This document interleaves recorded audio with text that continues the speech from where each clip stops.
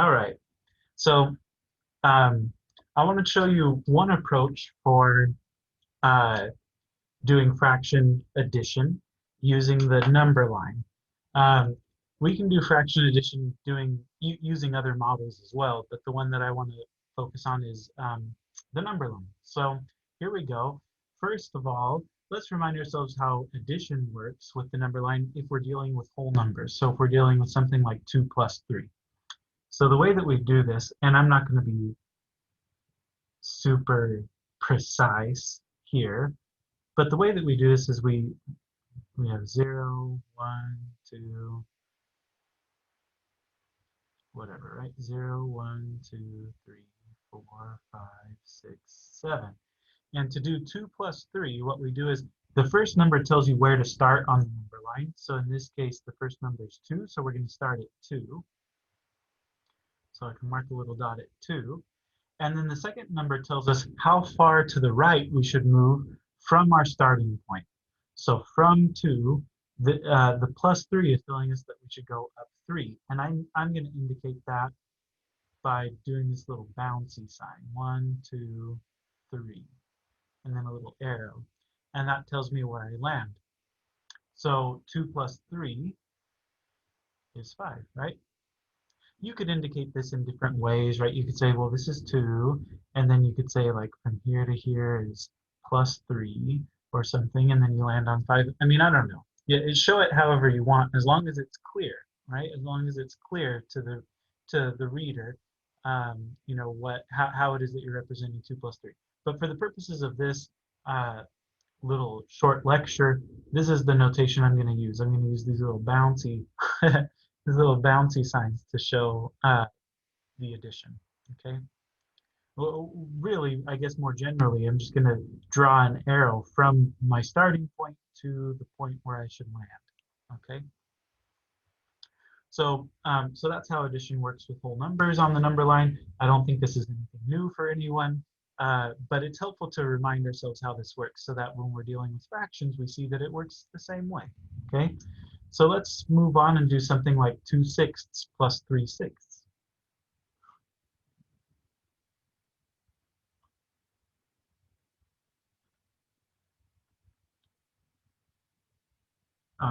Let's do something like this.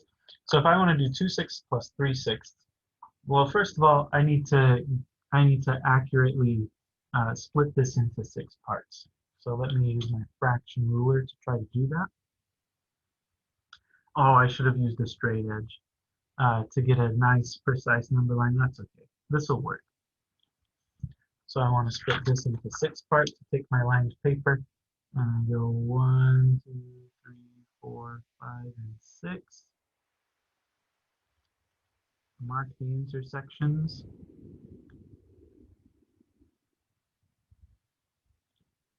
And then transfer that back onto my number line. All right, so then I know that this is 1/6, 2/6, 3, 4, 5, and then 6/6.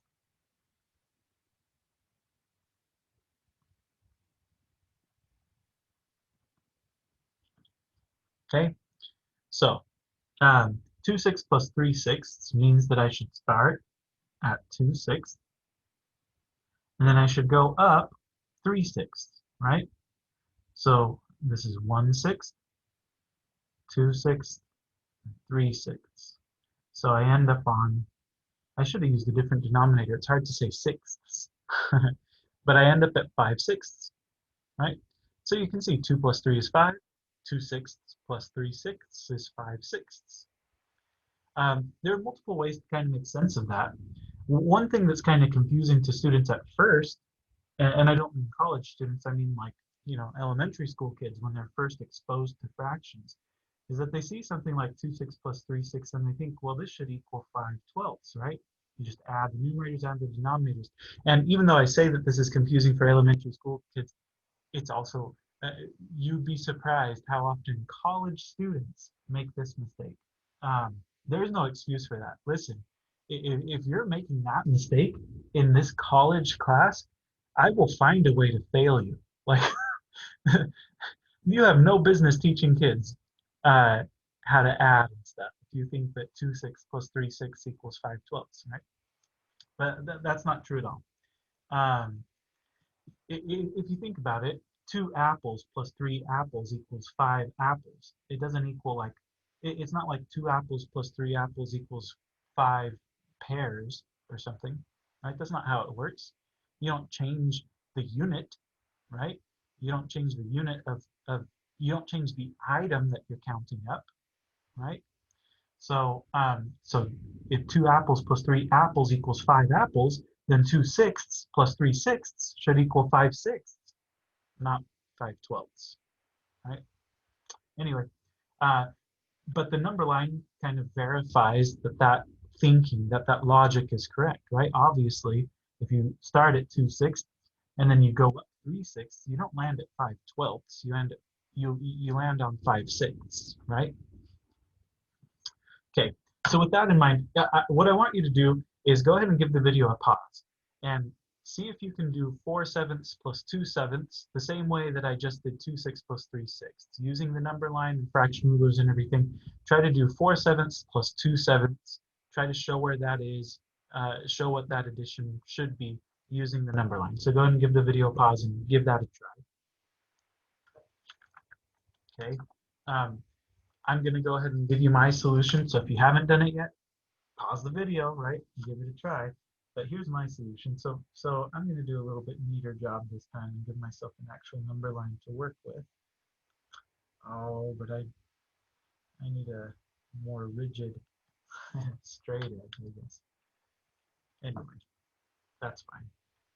Actually, I don't need the number line to be quite this big because I only need, maybe I'll do 1 right there.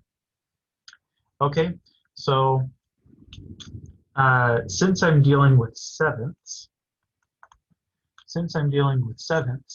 I should split my unit into 7 parts.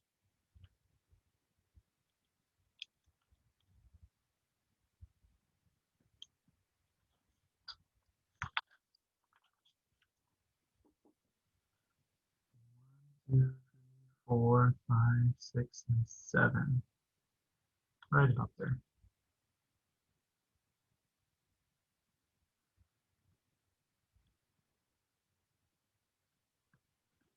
Okay, let me transfer that back onto my number line.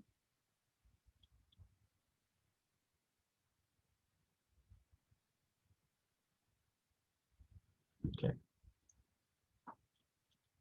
I've got 1 seventh, 2 sevenths, 3, 4, 5, 6, and then at 7 sevenths, I'm at 1.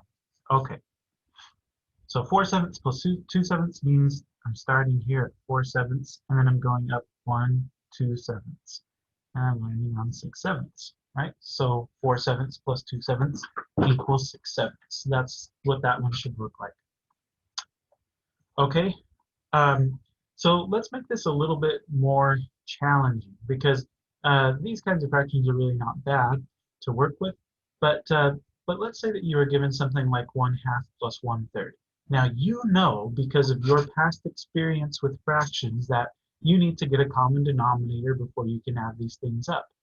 But let's say that you're an elementary school kid and you've never seen fraction addition before. How in the world would you deal with this, right? You don't know about common denominators or anything like that. So how in the world do you deal with 1/2 plus 1/3? Well, to get us started thinking about this, here's what I would like you to do.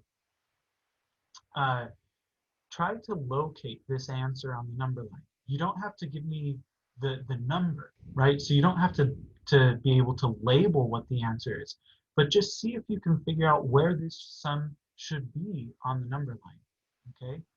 And then we'll talk about a label for it a little bit later. So go ahead and give the video a pause. See if you can figure out the location of 1/2 plus 1/3 on the number line. Again, you don't have to have an answer. You don't have to have a number for it, but just see if you can figure out where it should be, where on the number line it should land. Okay, so give the video a pause. I'm going to show you how I would locate this on the number line.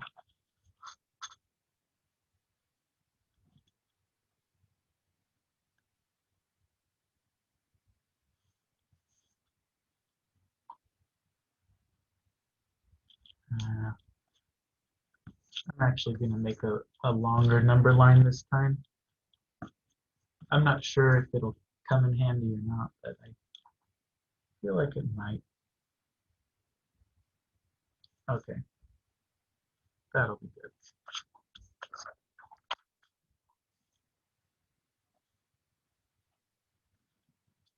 Okay, so here's my number line that I'm dealing with.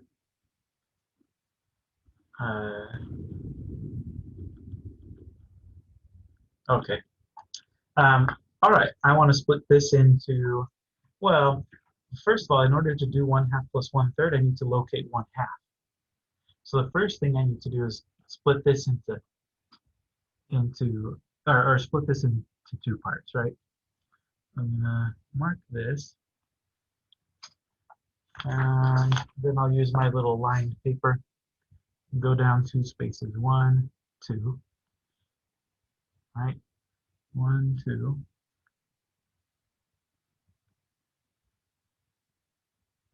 Okay, so the 1/2 mark is maybe right there. So that's about halfway. Okay.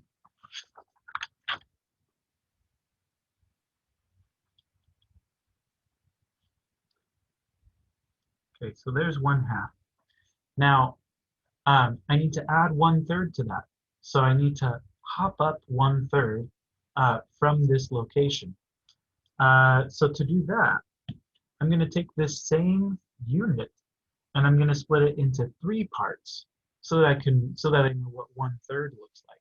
And then I'm just going to use my ruler to mark 1/2 plus 1/3. Okay, so let me split this into 3 parts. 1, 2, 3.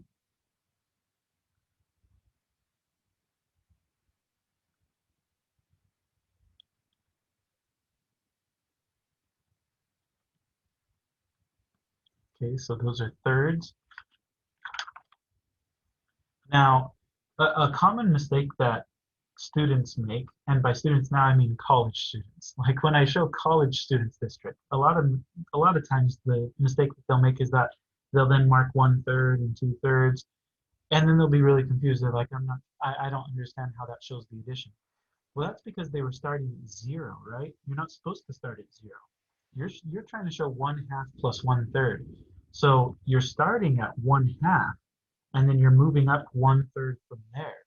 So I don't want to put the edge of my ruler at 0. I want to put the edge of my ruler here at 1/2.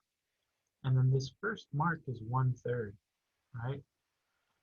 So this number right here, so I'm starting at 1/2 and then I'm jumping up 1/3, right? So I'm adding 1/3.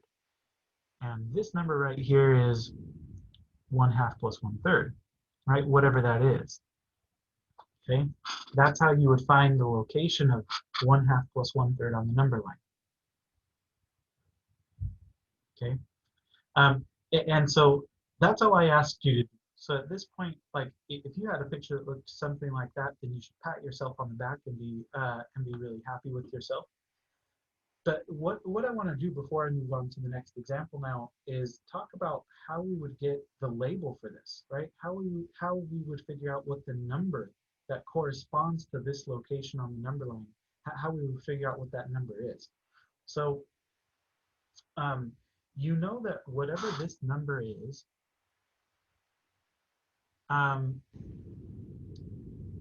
it has to be, if you split the number line into halves and then you split the number line into thirds, you're not going to get equal spacings, right? So in fact, I can use this ruler that I made a second ago to mark the 1/3 and the 2/3, right? So these bigger lines, 1/3 and 2/3, they don't make equal spaces. Like if you ignore that we had already figured this out, you would have seen like a really big space between 0 and 1/3, and then a small space between 1/3 and 1/2, the same small space between 1/2 and 2/3, and then a bigger space between 2/3 and 1. Um, However, notice that with the answer that you have here, it equally splits all of the right-hand side. So from 1/2 on, the distance from here to here is the same as the distance from here to here, and that's the same as the distance from here to here. So what that tells me is that if I split each of my halves into 3 parts, then I get equal spacings. And the reason I want to do that is because then that'll tell me, then I can count up how many of those equal spacings I've gone up. Um, so I'm just going to kind of eyeball it and say we should have another mark about there. And now if you count them up,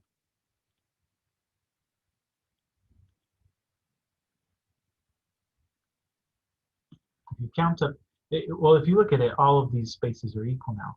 And how many of these are there? There's 1, 2, 3, 4, 5, and 6. So each of these little spaces should be worth 1/6, right? So there's 1/6, 2/6, 3/6, 4/6, and then 5/6. So what does that tell you? It tells you 1/2 plus 1/3 is equal to 5/6. Okay. So what's the moral of the story? Well, the idea was that first we split the number line into halves so that we could locate 1/2, and then we needed to move up 1/3 from 1/2. But in order to figure out what number that is, in order to figure out what label that is, we needed to split each half into 3 parts. So generally, you can find the answer to a problem like this on the number line by first splitting the space between 0 and 1 into this many parts, and then splitting each of those parts into this many parts, right? So you can split each of the space between 0 and 1 into this many parts, and then split those individual parts into this many parts, and that'll give you an equal spacing through the number. It'll split your unit up into an equal number of pieces of equal lengths. And then you can just count up how many of those lengths you've traversed, right, to get to this location. So let's do another one kind of like that so that you maybe get the idea a little better. So let's do 3/4 plus 2/3. This time I want you to do both things. So again, I'm going to ask you to pause the video and try this out, but see if you can locate this sum on the number line. And then once you've done that, see if you can go back and find the label for it. Find what the actual sum is, like what's the number that corresponds to that location. So go ahead and give the video a pause and see if you can work that out.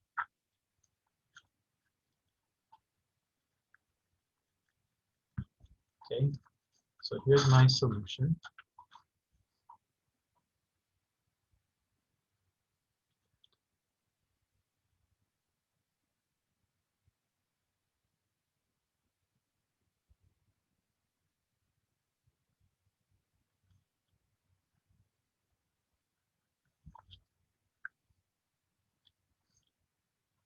Three-fourths plus 2/3, just using kind of what we know about fractions, that's going to be bigger than 1, right? So maybe what I'll do is something like this. I'll say this is 1 right here. If that's 1,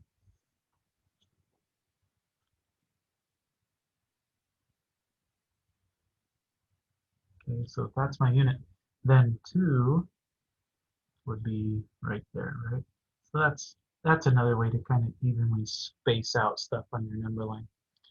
Okay, so I want to do 3/4 plus 2/3. Okay, that means that I need to, in order to locate 3/4, first of all, I need to split the space between 0 and 1 into 4 equal parts. So 1, 2, 3, 4.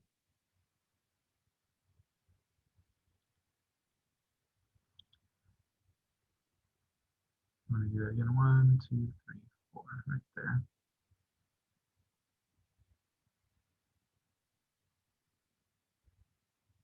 Okay.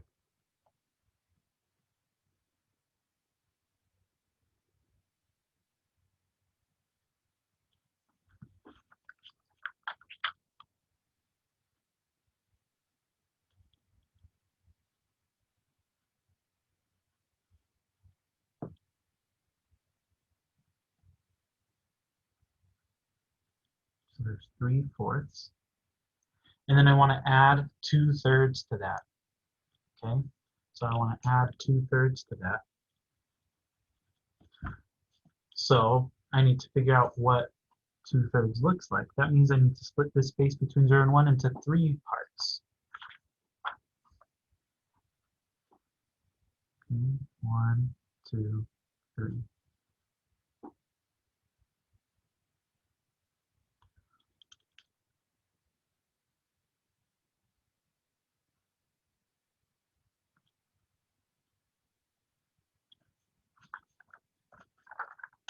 Okay. Now I'm not going to mark it from 0 because I don't want to start at 0. I want to start at 3/4. I'm trying to do 3/4 plus 2/3. So I'm going to put the edge of my ruler at 3/4. And now I'm going to move up. There would be 1/3, and there's 2/3 right there.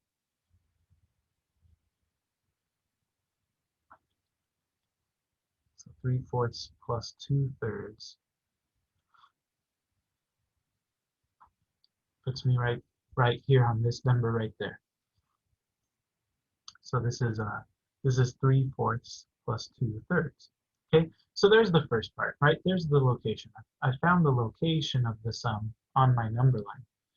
The question is, what's the label for it? So using what we did in the previous part, we know that if we split each of these little regions into 3 equal parts, then that'll tell us, and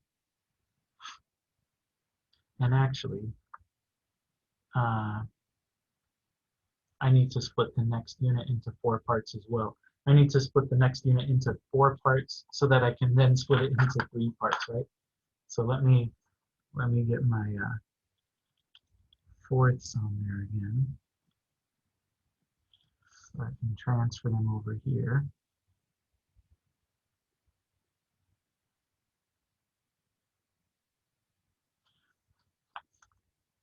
Okay, so I need to split each of these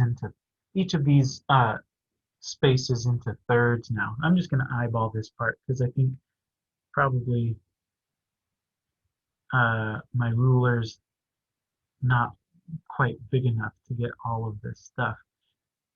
But I'm splitting it. I'm splitting the fourths into 3 parts, right? Because of this 3 down here.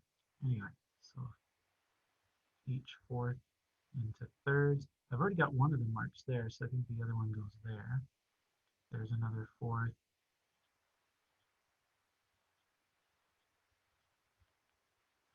So now the question is, how many parts have I split my unit up into? So from 0 to 1, looks like I've got 1, 2, 3, 4, 5, 6, 7, 8, 9, 10, 11, 12. So it looks like each of these little marks is worth 1/12.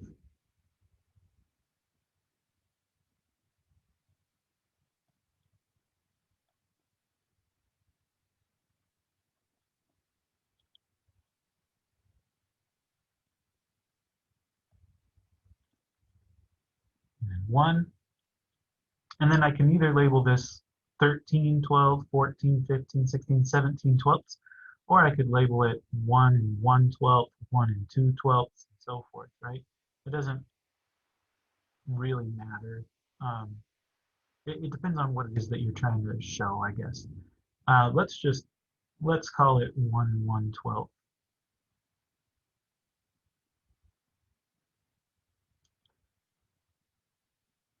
And so this number right here is 1 and 5/12. Okay, so it's 1 and 5/12. Um, you can always verify your work on this by actually doing the addition the way that you know how to do it, right? So get a common denominator. Here you multiply by 3. Here you multiply by 4. You would get 9/12 plus 8/12, and that's 17/12. And then you can change that improper fraction to a mixed number. 12 goes into 17 once, with 5 left over. So sure enough, right, it's 1 5/12. Okay, but this is how you would do it using the number line. So in the homework, you'll have some exercises that will help you to practice this concept a little bit more. I just want to show you kind of briefly that, obviously we can do the same thing with subtraction. The only difference between addition and subtraction is the direction that you move on the number line. So for 5 minus 3, 0, 1, 2, 3, 4, 5. You do the same thing, right? The first number tells you where to start. The second number tells you how many spaces to move. But in this case, since it's subtraction, we're not going to move to the right. We're going to move to the left. 3 spaces. 1, 2, 3. So 5 minus 3 is 2, right? So it works exactly the same way for fractions. So, so go ahead and give the video a pause and see if you can do 2/3 minus 2/5. I want you to do it the same way that we did the previous, the same way we did number 5 up here. So first locate, not the sum, but the difference. Locate the difference on the number line, and then see if you can find the label for it, okay? You can verify your answer by doing the subtraction like the normal way that you know how to do it, but I want to see that you can do this using the number line. So again, go ahead and give the video a pause, see if you can work that one out. Okay, so here's I'm going to work out my solution.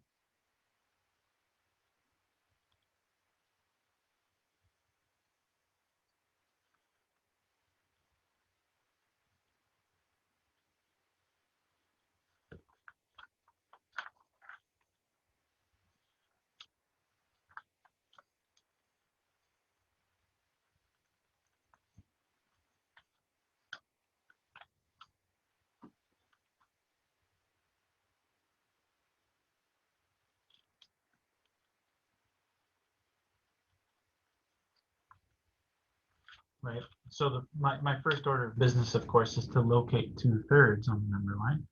I'm going to go down 1, 2, 3.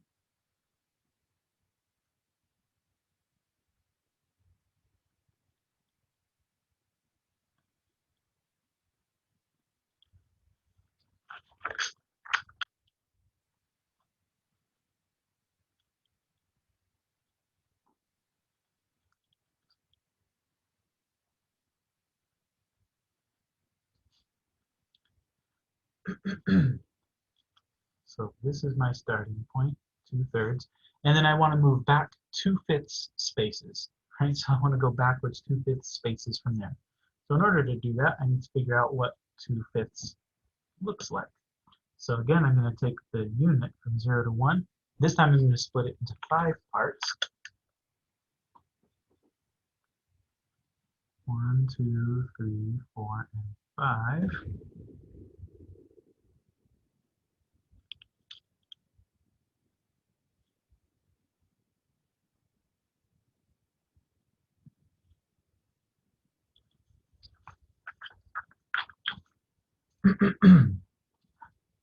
And I want to go backwards 2/5 from 2/3. So starting from 2/3, I want to go backwards. There would be minus 1/5, right? So starting at 2/3, I would go back 1/5, and then 2/5 would put me right about there.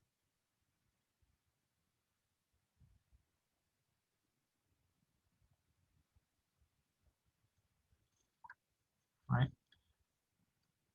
So this number here is 2/3 minus 2/5, whatever that is, right? That's my answer. That's the location for my answer. Now, what label should it get? Well, to figure that out, what we should do is split our thirds into 5 equal parts. And I think I can actually, I might be able to get that on my fraction ruler because I think my thirds are probably big enough. Oh, maybe not. I'll try. If they're not big enough, then we'll just have to kind of eyeball it. Let me see if I can get this to span 5 lines. Oh, yeah, I think so. Okay. 1, 2, 3, 4, Yeah, pretty easily. Okay.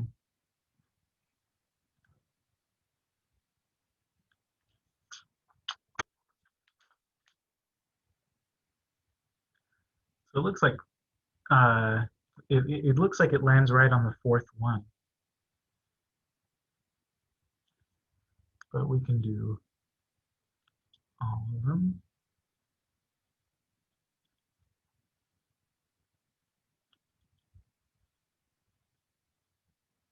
Okay, until we get to that first unit, and because then you can count to you can see that you've got 1, 2, 3, 4, 5, 6, 7, 8, 9, 10, 11, 12, 13, 14, 15 parts.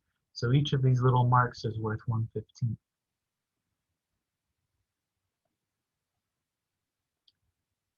So I suspect that our answer is 4/15, right? We can verify this, right? 2/3 minus 2/5. Here I would multiply by 5. Here I would multiply by 3. 10/15 minus 6/15 is 4/15. Right? Sure enough. Okay, so that's that. That's all I have to say about addition and subtraction. And that'll do it for us for this week. Good luck on your quiz.